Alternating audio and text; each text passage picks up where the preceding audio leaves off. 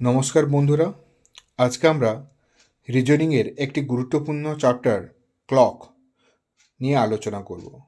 প্রতিটি পরীক্ষায়, কম্পিটিটিভ পরীক্ষায় ডব্লিউবিসিএস বলো, West Bengal police, Kolkata police কিংবা পিএসসি ক্লার্কশিপেও এই ধরনের গণিতগুলো আসে। কি আসে? ফাইন্ড আউট অ্যাঙ্গেল, অর্থাৎ একটা ঘড়ি ঘন্টা ও মিনিটের কাঁটার মধ্যে কত ডিগ্রি কোণ থাকে সেটা বের করতে বলা হয়। অর্থাৎ একটা ঘড়ির সময় বলে দেবে, সেই সময় থেকে বের করতে হবে ঘড়িটির ঘন্টা ও মিনিটের কাঁটার মধ্যে কত ডিগ্রি অ্যাঙ্গেল তৈরি হয়েছে।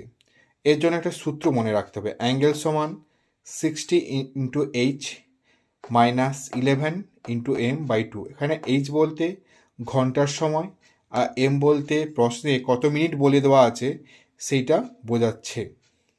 চলো একটা গণিতের মধ্যে দেখা যাক। Find the angle between the hands of A clock when the time is for 40।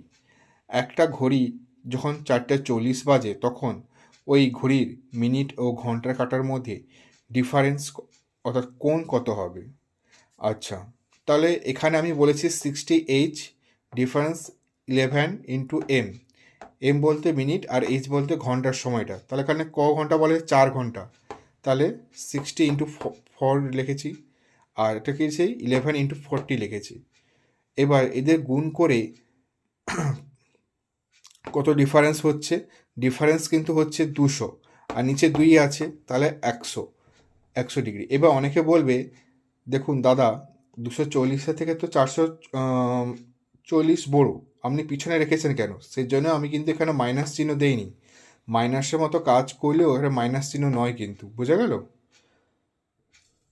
তাহলে এই গণিতটা বোঝা গেছে তো? তাহলে যখন কোনো অ্যাঙ্গেল বার করতে হবে আমরা কি করে বার করব, বুঝতে পেরেছো সবাই?